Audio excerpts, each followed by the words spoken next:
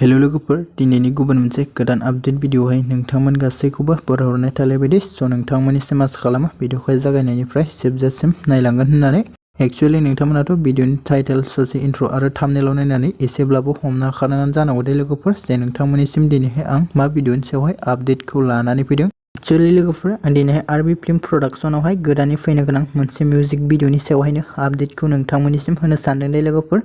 नोंथांमोना बेखायनो भिडिअनि आपडेटखौ मिथिनो थाखाय जागायनायनिफ्रायनो जोबजासिम नायलांबाय थाबानो जाबाय दे।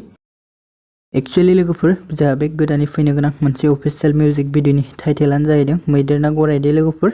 आरो लोगोफोर बे फैनो गोनां मैदेर ना गराय आपकामिं मोनसे मिउजिक भिडिअहाय जों गाहाय फाव खालामनायखौ नुनो मोन्दों बर'नि मुंदांखा एक्टर आरो बयनिबो फेभराइट बिथां लिंसार बसुमतारीजोंनो लोगोसे दैजि बसुमतारी बिथांखौ दे लोगोफोर। आरो लोगोफोर जा बे आपकामिं मिउजिक भिडिअनिनो करिय'ग्राफखौ खालामदों मानबलाबलि ब्रह्मा बिथाङा दे लोगोफोर। आरो लोगोफोर बे आपकामिं मिउजिक भिडिअनिनो देंखोखौ होदों रिंखां ब्रह्मा बिथांजोंनो लोगोसे फुंबिलि बसुमतारी बिथांमोना दे लोगोफोर। लोगोफोर नोंथांमोना दानिफ्रायनो बे लिंसार बसुमतारी आरो दैजि बसुमतारी बिथांजोंनि फैनो गोनां मिउजिक भिडिअखौ सोर सोर नायनो थाखाय जोबोरैनो एक्साइटेड जानानै दङ कमेन्टनि गेजेरजों फोरमायहरबानो जाबाय दे लोगोफोर।